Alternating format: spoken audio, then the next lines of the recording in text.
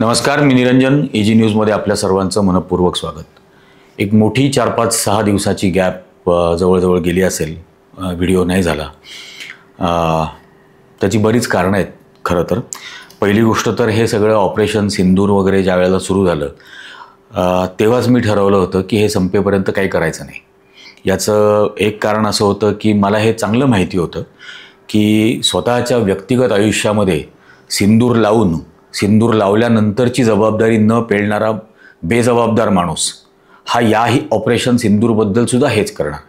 जो स्वतःच्या बायकोच्या सिंदूरबद्दल कधी त्याला पर्वा वाटली नाही, तो त्या 27 जण पहलगाममध्ये जे मारले गेले सगळे पुरुष, त्यांच्या बायकांच्या सिंदूरबद्दल त्याला काय पर्वा असणार आहे? त्याला फक्त राजकारण करायचं आहे. आणि तेवढ्या घाणेरड्या राजकारणासाठी म्हणून हा असला प्रकार करायला निघाला. अन्यथा अशा प्रकारचं ऑपरेशनला एका आर्मीच्या ऑपरेशनला किंवा इंडियन मिलिटरीच्या ऑपरेशनला, आता निर्बुद्ध असलेल्या लो IQ भक्तांना कळणार नाही, पण मिलिटरी म्हणतो कारण मिलिटरीच्या भागामध्ये आर्मी, एअरफोर्स, नेव्ही हे तिन्ही येतात.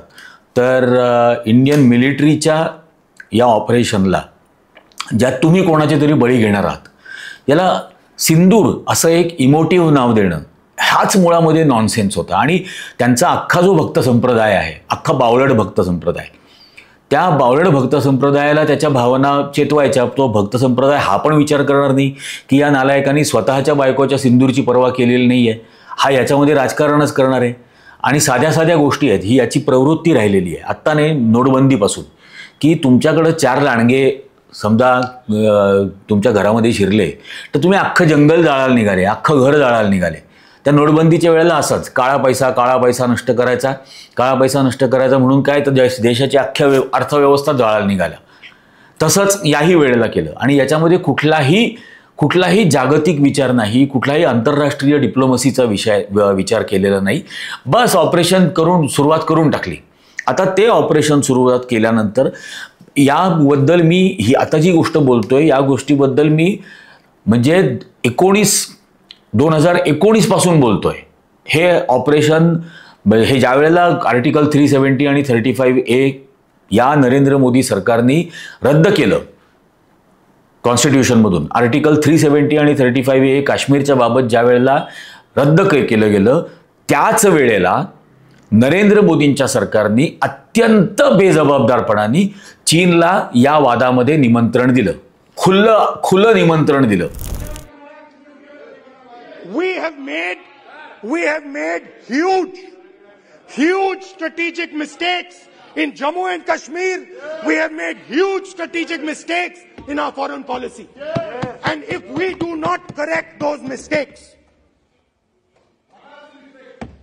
what are the mistakes? I have just told you. You have brought China and Pakistan together. You have brought China and Pakistan together. You have taken the concept of 2 different fronts and converted it into one unified front. And by the way, in case you haven't realized it, in case you haven't understood what's going on, it is very clear that the Chinese and the Pakistanis are planning. Look at the weapons that they are buying. Look at their activity. Look at the way they are talking. Look at who they are speaking to. I am clearly stating in the House of Parliament that we have made a massive blunder. या सगळ्यात घुसायचं याची कारण आहेत. आणि तुम्ही बघा, 370 हटवल्याबरोबर लद्दाखमध्ये चीनने घुसायला सुरुवात केली. कारण लद्दाख हे चीन जम्मू काश्मीरचा भाग होतं, तर लद्दाखमध्ये त्यांनी घुसायला सुरुवात केली. मुळामध्ये 370 हे या जम्मू काश्मीर आणि लद्दाखचा भारताबरोबरचा एक, आपण ज्याला म्हणू की मॅरिटल बॉन्ड होता. आता हा मॅरिटल बॉन्डच ज्या वेळेला तुम्ही रद्द करता, त्यावेळेला चीनने त्या लद्दाखमध्ये घुसायला सुरुवात केली तिथे. आणि त्या परिसरावरती ते म्हणजे किती काळपासून दावा करत होते, किती दशकांपासून, पण आत घुसायची त्यांची कधी हिंमत झालेली नव्हती, ती त्यांनी केली. या अंधभक्त लो IQ बुलडोजर नालायक RSS वाले जे आहेत, यांना याचं सुद्धा भान नाहीये की या पाकव्याप्त काश्मीरमधला एक भाग, ज्याला शाक्सगॅम व्हॅली म्हणतात, पाकव्याप्त काश्मीरमधला एक भाग पाकिस्ताननी ऑलरेडी चीनला सीमा करार करून देऊन टाकलेला होता. हा देऊन टाकलेला होता, जिथून तो काराकोरम हायवे आणि हा सगळा चीन बनवत होता. आणि आता जो बेल्ट अँड रोड इनिशिएटिव्ह आहे हाही तिथून जात होता. त्यामुळे आता पाकिस्तान ऑक्युपाईड काश्मीरच्या बाबत किंवा भारताच्या काश्मीरबाबत तुम्ही काहीही असा निर्णय घ्यायला लागले तर त्याच्यामध्ये चीन घुसणार, कारण की चीन कराराद्वारे, पाकिस्तानशी केलेल्या कराराद्वारे त्याच्यामध्ये घुसलेला आहे. याचं भानच नाही. त्यामुळे हे ऑपरेशन सिंदूर वगैरे जो नॉनसेन्स प्रकार चाललेला होता याच्यामध्ये ही आकलेचाच पत्ता नाही की तुम्ही चीनला उघड निमंत्रण दिलंय पाकिस्तानची बाजू घ्यायला या सगळ्या प्रकारामध्ये.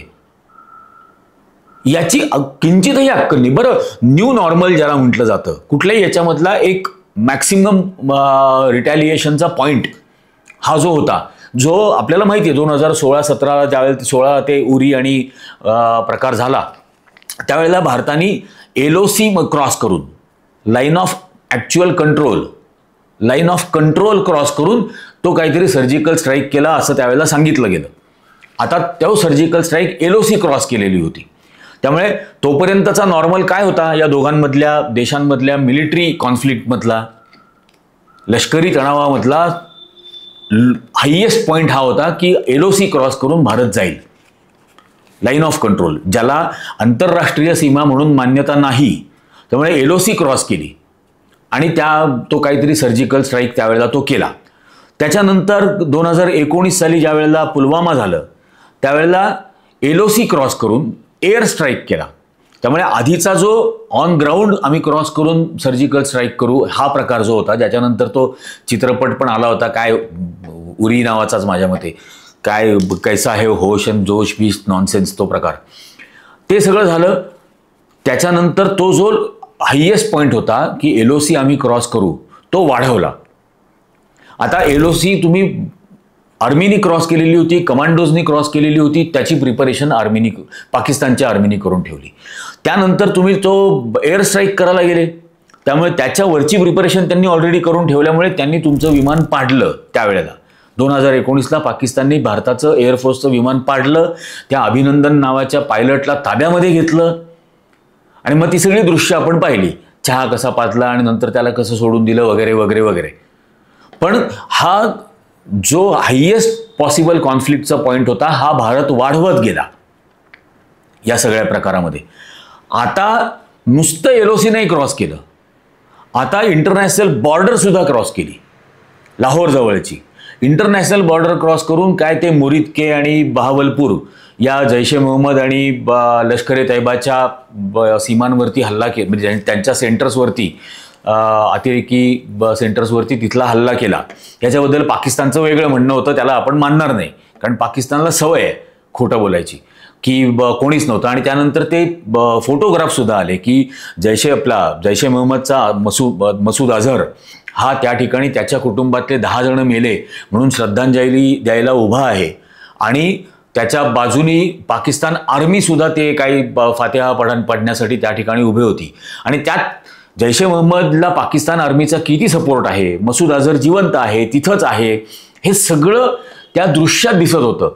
ते एक दृश्य घेऊन जगभर फिरायची गरज होती की बघा, आम्ही तेच म्हणत होतो की जी मेलेली माणसं आहेत ती मसूद अझहरची माणसं आहेत. आणि याचा अर्थ मसूद अझहर तिथं होता, जैश ए मोहम्मदचा संस्थापक. आणि या मसूद अझहरला हे पण लक्षात ठेवलं पाहिजे, या मसूद अझहरला भारतीय जनता पक्षाच्या अटल बिहारी वाजपेयी पंतप्रधान असताना जसवंत सिंग या परराष्ट्र मंत्र्यांनी IC 814च्या बदल्यामध्ये जे 3 अतिरेकी सोडले त्यात या मसूद अझहरला सोडलं.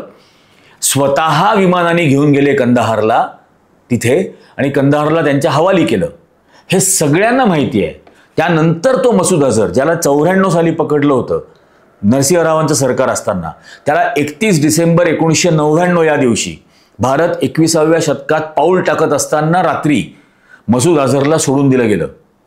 भारत गुडघ्यावर आला होता त्यावेळेला, वाजपेयींच्या नेतृत्वाखाली भारत गुडघ्यावर आला होता आणि मसूद अझहरला सोडून दिलं. मसूद अझहरला सोडून दिल्यानंतर त्यांनी जैश ए मोहम्मद बनवलं.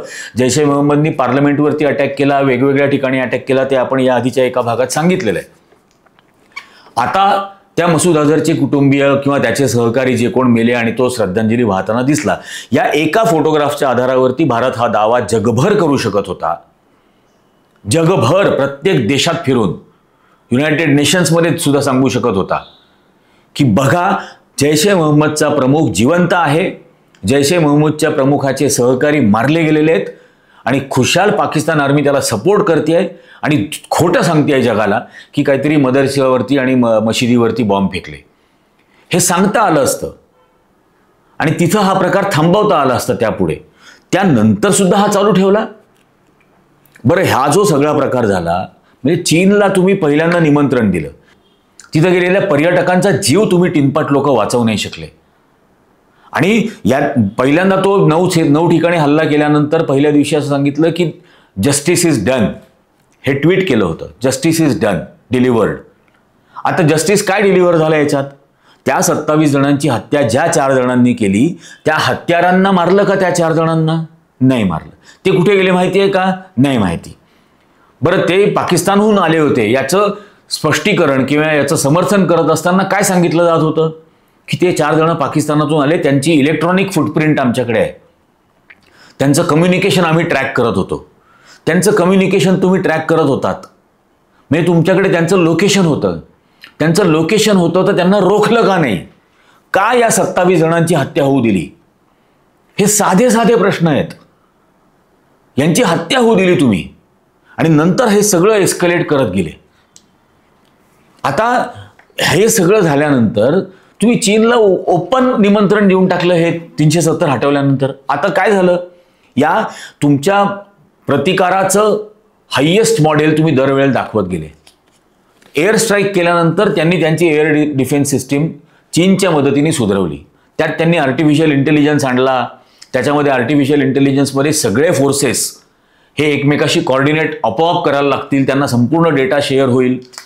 ते जे J-10C हे चायनाचं विमान एअरफोर्सचं हे पाकिस्तान एअरफोर्सनी वापरलं यावेळेला. J-10 आणि JF-17 या J-10C वरती जे चायनाचं मिसाईल त्यांनी लावलेलं होतं आणि त्याच्याने तुमच्यावरती त्यांनी हल्ला केला. त्यांचा जो काय आपण म्हणतो अटॅक एन्व्हलप आहे, त्या मिसाईलची रेंज आहे 300 किलोमीटर आणि एअरक्राफ्टमधल्या रडारची रेंज आहे 500 किलोमीटर. त्यामुळे त्यांच्या एअरक्राफ्टच्या युद्ध करणाऱ्या त्या विमानाच्या रेंजमध्ये तुम्ही 500 किलोमीटर लांब असताना येता. 500 किलोमीटर लांब असताना येता. त्यामुळे त्यांनी भारताच्या विमानांवरती 500 किलोमीटर लांबूनच हल्ला केला. पाकिस्तान किंवा भारताची सीमा क्रॉस न करता त्यांनी तो हल्ला केला. आता त्यात काय झालं त्याच्याबद्दल खूप काय काय कॉन्फ्लिक्ट्स आहेत. पेपरमधल्या बातम्या लोक दाखवत आहेत की एक विमान पडलं होतं त्या भटिंडाच्या जवळ. आता त्यांनी सांगितलं 4 पाडली, 5 पाडली, 3 राफेल पाडली, एक MiG-29 पाडलं, एक सुखोई पाडलं, असं पाकिस्तानने दावा केला. याच्याबद्दल भारतातर्फे काहीही अधिकृत स्पष्टीकरण आलं नाही. त्याच्याबद्दल प्रश्न विचारला होता. त्यावेळेला त्यांनी असं सांगितलं, ते एअरफोर्सचे कोण अधिकारी होते त्यांनी, की अशा परिस्थितीमध्ये नुकसान होतच असतं. Pakistan claiming that Rafale has been downed, etc. Can you put that question to rest and clarify on that? You know, we are in a combat scenario and losses are a part of combat. The question that you must ask us, okay, and indeed that we must ask ourselves, you inclusive, is have we achieved our objectives? काय झालं हे त्यांनी नाही सांगितलं, पण नुकसान होतच असतं. उद्देश हा होता त्या 9 ठिकाणी हे करण्याचा, तो झाला की नाही, पूर्णतः झाला. पण नुकसान झालं का नाही झालं याच्याबद्दल संपूर्ण खुलासा हा आलेला नाही डिफेन्स मिनिस्ट्रीतर्फे. हे याच्यातलं वास्तव आहे. आणि याच्या पलीकडे जाऊन त्यानंतर काय झालं, त्याच्यानंतर असं झालं की डोनाल्ड ट्रम्प, त्याच्यानंतर त्यांचा तो रुबेन सेक्रेटरी ऑफ स्टेट आणि व्हान्स हे त्यांचे उपराष्ट्रपती, या तिघांनी डिटेल ट्विट केल्या आणि तिघांनी डिटेल ट्विट करून एक्स प्लॅटफॉर्मवरती सांगितलं की गेले 48 तास आम्ही भारताबरोबर चर्चा केली, पाकिस्तानबरोबर चर्चा केली आणि 48 तासाच्या कंटिन्युअस एफर्ट्स नंतर आम्ही हे हे जे काही सीज फायर आहे या 2 देशांमधलं शस्त्रसंधी ही आम्ही आता घडवलेली आहे आणि दोघांनी शस्त्रसंधी मान्य केली आहे. हे डोनाल्ड ट्रम्प आणि यांनी सांगितलं. JD व्हान्स असेल किंवा रुबेन असेल, या तीन जणांनी सांगितलं. राष्ट्रपती, उपराष्ट्रपती, परराष्ट्रमंत्री या तिघांनी हे एक्सवर सांगितलं. यांनी पहिले सांगितलं, त्यानंतर भारतातर्फे पत्रकार परिषद घेतली गेली, ज्याच्यामध्ये विक्रम मेसरी हे भारताचे जे फॉरेन सेक्रेटरी आहेत, म्हणजे ज्याला परराष्ट्र सचिव, यांनी पत्रकार परिषद घेऊन सांगितलं की दुपारी 3:30 वाजता काहीतरी त्या पाकिस्तानच्या DGMOचा, director general of military operations यांचा भारताच्या डायरेक्टर जनरल ऑफ मिलिटरी ऑपरेशन्सला फोन आला होता आणि आम्ही दोघांनी मिळून चर्चा करून ही शस्त्रसंधी ही मान्य केली, सीज फायर हे मान्य केलं. हे आणि म्हणजे थोडक्यात यांना काय सुचवायचं होतं की यात अमेरिकेचा काही रोल नाही. जर तुम्ही दोघांनी आपापसात फोन करून ही शस्त्रसंधी केली तर तुम्ही हे जाहीर करण्याच्याच आधी 2-2 तास आधी अमेरिकेच्या राष्ट्रपतींना आणि परराष्ट्रमंत्र्यांना कसं माहिती? बरं, नुसतं माहीत नाही, त्यांनी त्याच्याबद्दल ट्विट केलं आणि डिटेल ट्विट केलं. बरं, ते ट्विट करत असताना डोनाल्ड ट्रम्प असं म्हणतो की हा 1000 वर्ष जुना या दोन देशांमधला कॉन्फ्लिक्ट हा सोडवण्यासाठी आता आम्ही प्रयत्न करू. म्हणजे पहिली गोष्ट तर त्या मूर्खाला माहीत नाही, पण त्याचं कारण असं की तुमच्याकडचे हे भाजप RSSचे मूर्ख हे पहिल्या दिवसापासून सुरू झाले होते की हा 1000 वर्षाचा कॉन्फ्लिक्ट आहे. कोणती 1000 वर्ष? या देशाचं स्वातंत्र्य 1947ला मिळालं आणि फाळणी 1947ला झाली. त्यामुळे हा जो काही कॉन्फ्लिक्ट आहे हा 1947 पासून आहे. 75, 76, 78 वर्षापासून. हा 1000 वर्षापासून नाही. 1000 वर्षापूर्वी कोणीच इथं नव्हतं अशा पद्धतीने काहीतरी कॉन्फ्लिक्ट करणारं. हे खुशाल मुघल सुद्धा नव्हते इथं. खुशाल याच्याबद्दल अशा काहीतरी आणि डोनाल्ड ट्रम्प बोलायला लागला आता हे. म्हणजे या बावळटांनी तर देशभर भारतामध्ये द्वेष पसरवण्यासाठी हे केलं. 1000 वर्षाचं मोदी पण बोलले होते. 1000 साल का काय काय हे आहे ते वाद. आता डोनाल्ड ट्रम्प म्हणायला लागला 1000 वर्ष आणि त्याच्या पलीकडे जाऊन तो म्हणतो आता हा प्रश्न सोडवण्यासाठी आम्ही मदत करणार. म्हणजे या भारत सरकारला, या नॉन बायोलॉजिकल नरेंद्र मोदीच्या सरकारला या गोष्टीचं भानच नाहीये का की 1971 साली पाकिस्तानचा पराभव केल्यानंतर 93,000 युद्धकैदी पकडल्यानंतर इंदिरा गांधींनी जुल्फिकार अली भुत्तोला गुडघ्यावरती वाकवला होता आणि करार करून घेतला, सिमला करार, ज्याच्यामध्ये भारत पाकिस्तानबद्दलचे सर्व प्रश्न हे द्विपक्षीय असतील, हे द्विराष्ट्रीय असतील, बायलॅटरल असतील असं लिहून घेतलं होतं. त्यानंतर यांचे अटल बिहारी वाजपेयी हे ज्या वेळेला ते 98-99ला लाहोरला बसनी गेले त्यावेळेला लाहोर डिक्लेरेशन झालं. नवाज शरीफ आणि अटल बिहारी वाजपेयी या दोघांनी मिळून लाहोर डिक्लेरेशन दिलं. त्यात त्यांनी सांगितलं की आमच्यातले सर्व प्रश्न हे आम्ही दोघं एकत्र बसून चर्चा करून सोडवू. या तिसरा देशाचा भाग आणि सहभाग आम्हाला मान्य नसेल. हे झालं आणि त्याच्यानंतर हा 2 राष्ट्रांमधला प्रश्न आतापर्यंत प्रत्येक वेळेला, अगदी डोनाल्ड ट्रम्पच्या मागच्या टर्मच्या वेळेला सुद्धा डोनाल्ड ट्रम्पने ऑफर केली होती की आम्ही मध्यस्थी करू का, आणि त्यावेळेला भारताने नाकारली होती. मग आता असं काय झालं की तुम्ही ही डोनाल्ड ट्रम्पची मध्यस्थी मान्य केली आणि हा द्विपक्षीय द्विराष्ट्रीय प्रश्न हा आता आंतरराष्ट्रीय तुम्ही करून टाकलात. काही लाज आहेत का? या देशांनी केलेल्या करारांबद्दल तरी काही लाज आहे की नाही?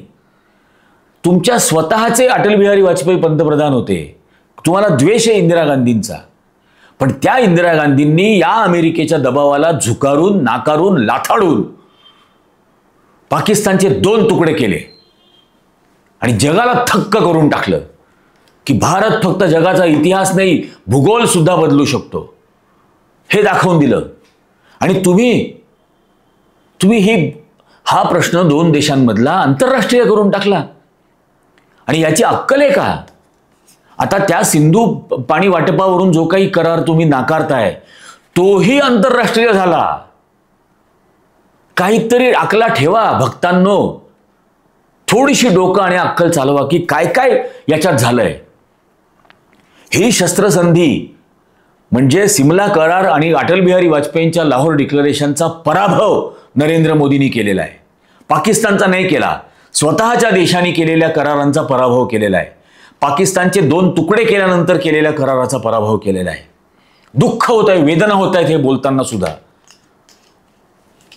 या सरकारला सत्तेमध्ये राहण्याचा किंचित सुद्धा नैतिक अधिकार उरलेला नाहीये. यांना नैतिकतेशी काही घेणं देणं नाही. हे अत्यंत अनैतिक आहेत, अत्यंत बेजबाबदार आहेत. हे सिंदूर स्वतःच्या व्यक्तिगत आयुष्यातल्या सिंदूरबाबत सुद्धा बेजबाबदार राहिले आणि हे देशाच्या बाबतीमध्ये सुद्धा अनैतिक पद्धतीने वागलेले आहेत. किंचित सुद्धा अधिकार नाहीये यांना या देशाच्या सत्तेवर राहण्याचा. हे काय काय करून झालंय. त्याच्यानंतरच्या अमेरिकेमधल्या सीएनएनच्या रिपोर्टर्सनी काय रिपोर्ट केलं. त्यांनी रिपोर्ट केलं की India came running to Ruben. भारत धावत गेला अमेरिकेकडे आणि रुबेनला विनंती केली त्यांच्या परराष्ट्र मंत्र्याला की तुम्ही मध्यस्थी करा आणि शस्त्रसंधी घडवा. याह्या खानला इंदिरा गांधींनी पळता भुई थोडी केला होता. जगभर याचना करत फिरत होता आणि जगातून प्रेशर येत होतं, जुमानलं नाही इंदिरा गांधींनी. या अटल बिहारी वाजपेयींनी नवाज शरीफला कारगिल युद्धाच्या वेळेला अमेरिकेच्या राष्ट्रपतीकडे धावत सोडलं होतं, माफी मागत याचना करत की शस्त्रसंधी घडवा.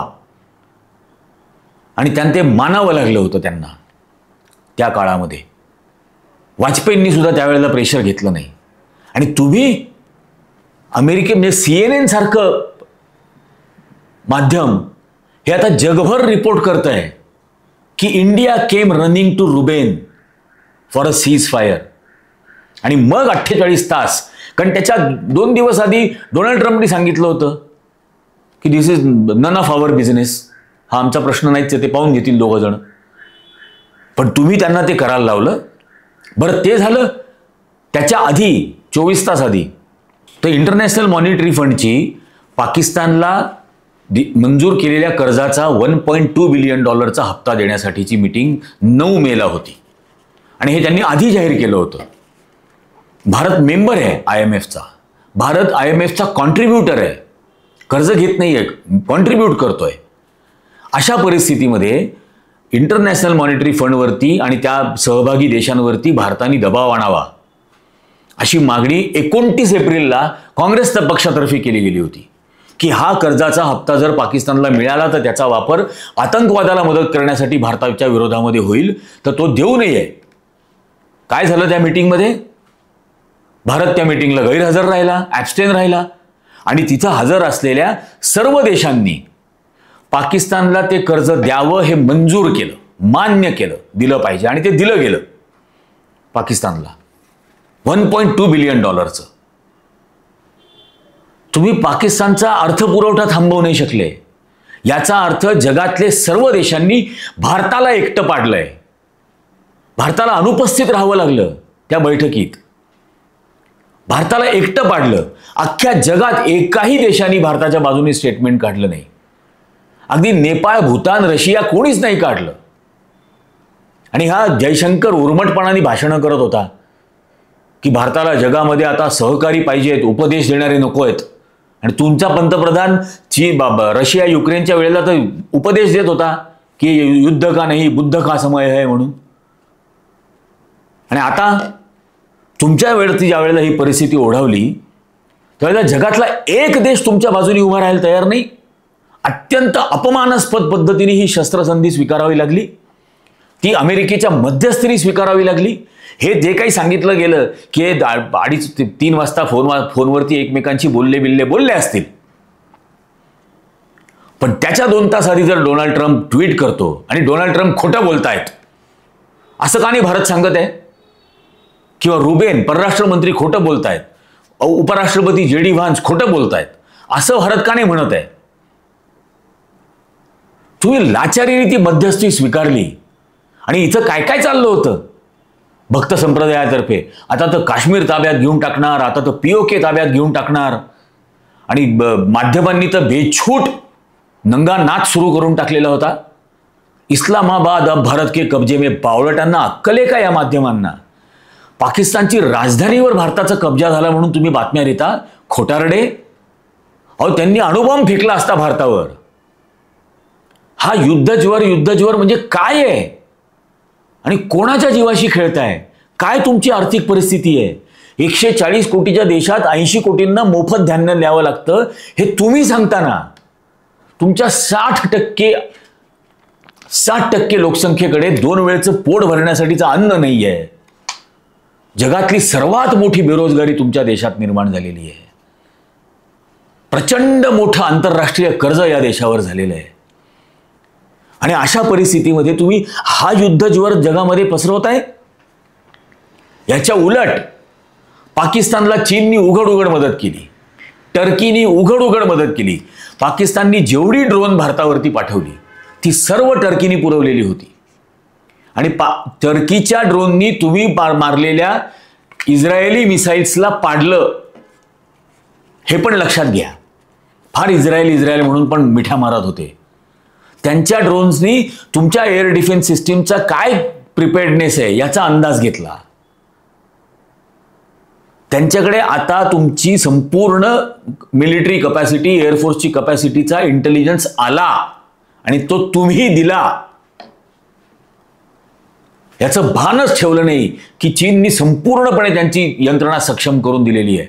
आणि याच्या मागची काही कारणं पण आहेत आणि तीही लक्षात घेणं खूप गरजेचं आहे.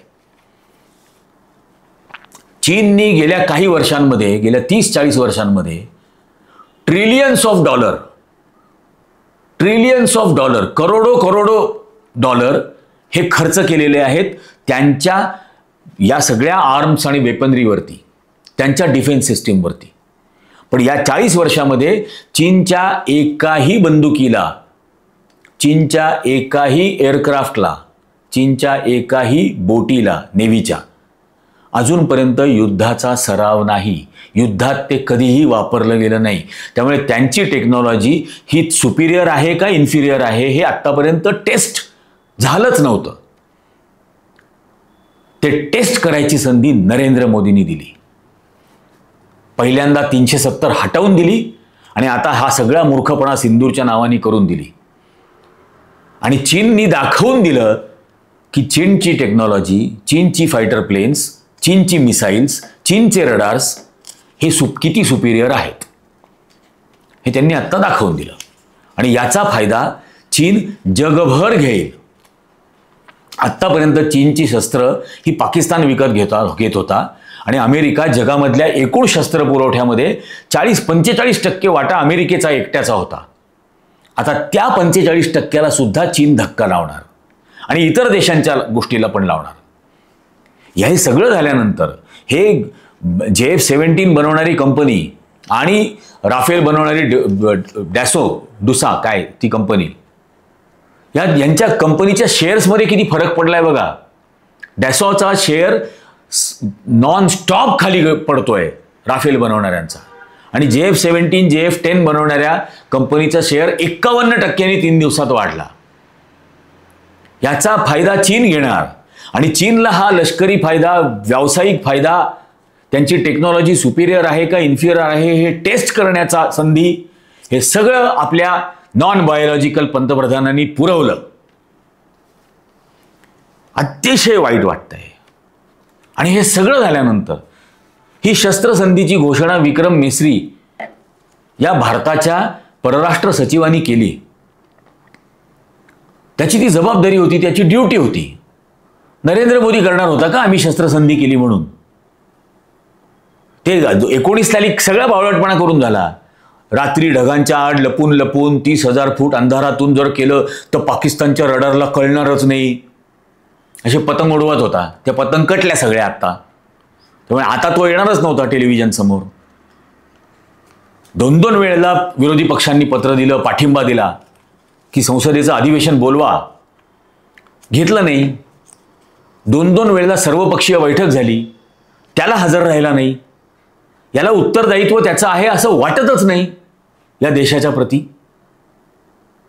हे सगळं होत असताना मुंबईत फिल्म हिरोईन बरोबर बसला होता 9 तास. आणि आता हे सगळं झालं त्या विक्रम मिस्रीच्या ड्युटीचा भाग म्हणून त्याला हे जाहीर करावं लागलं शस्त्रसंधी, आणि पाकिस्ताननी 2 तासानंतर त्या शस्त्रसंधीचं उल्लंघन केलं, कारण त्यांचा आत्मविश्वास तुम्ही वाढवला नालायकांनो. तर विक्रम मिस्रीच्या कुटुंबियांना ट्रोल करणं सुरू झालं गलिच्छ भाषेत या भाजपवाल्यांकडून, RSS वाल्यांकडून. अरे तो त्याची ड्युटी करतोय. जी जबाबदारी पंतप्रधानांनी घ्यायला हवी होती, संरक्षण मंत्र्यांनी घ्यायला हवी होती शस्त्रसंधीची घोषणा करण्याची, ती परराष्ट्र मंत्रालयातल्या सचिवाला करावी लागते. त्यांनी ड्युटी म्हणून ते केलं. त्याच्यावरून त्याच्या मुलीच्या बद्दल गलिच्छ भाषेमध्ये, त्याच्या बायकोच्या बद्दल गलिच्छ भाषेमध्ये ट्रोल करणं सुरू झालं. ही तुमची हिंदू संस्कृती? हा तुम्ही त्या सिंदूरचा मानता? त्या सिंदूरची प्रतिष्ठा ही की कोणाच्याही बद्दल, कोणाच्याही बायकोबद्दल काहीतरी गलिच्छ बोलायला सुरुवात करायची, मुलीबद्दल गलिच्छ बोलायला सुरुवात करायची? लाज आणलेली आहे या संपूर्ण प्रकारात. 4 अतिरेक्यांना मारण्यासाठी हा सगळा प्रकार केला आणि जगामध्ये भारत एकटा पडलेला आहे. जगभर मिठ्या मारत फिरला हा माणूस, पण अख्ख्या जगात हा भारत एकटा पडलेला आहे. भारत लाचारीने अमेरिकेची मध्यस्थी स्वीकारतोय आणि याच्यानंतर डोनाल्ड ट्रम्प सांगतो की या पुढच्या प्रश्नांमध्ये सुद्धा आम्ही मध्यस्थी करणार, या 2 देशांच्या प्रश्नांमध्ये. आणि त्याच्या 2 दिवस आधी डोनाल्ड ट्रम्पने स्टेटमेंट दिलं होतं की भारताने अमेरिकेचं टेरिफबद्दल संपूर्णपणे सहकार्य करण्याचं मान्य केलेलं आहे. सर्व टेरिफ आता भारत कमी करणार. ज्या देशाला पंडित नेहरू, लाल बहादूर शास्त्री, इंदिरा गांधी, राजीव गांधी, अगदी नरसिंह राव, अटल बिहारी वाजपेयी, मनमोहन सिंग यांच्यासारखे अत्यंत कणखर पंतप्रधान मिळाले, त्या देशामध्ये आत्ता हे दाखवून दिलं गेलेलं आहे की कणखर, छप्पन बिप्पन सगळं खोटं होतं, बाता होत्या. एक अत्यंत दुर्बल, एक अत्यंत लाचारी स्वीकारणारा, अत्यंत घाबरट, डरपोक असं नेतृत्व या देशाला आत्ता मिळालेलं आहे. यातना होत आहेत हे बोलताना, पण हे खरं आहे, हे सत्य आहे आणि हेच सत्य आहे या सगळ्या भागात. तुम्हाला काय वाटतं हे तुम्ही सांगा. ही नामुष्की आणलेली आहे आज देशावरती. हा व्हिडिओ जास्तीत जास्त लोकांपर्यंत पोहोचवा. आजच्या भागामध्ये इतकंच जास्त बोलूच शकत नाही. धन्यवाद.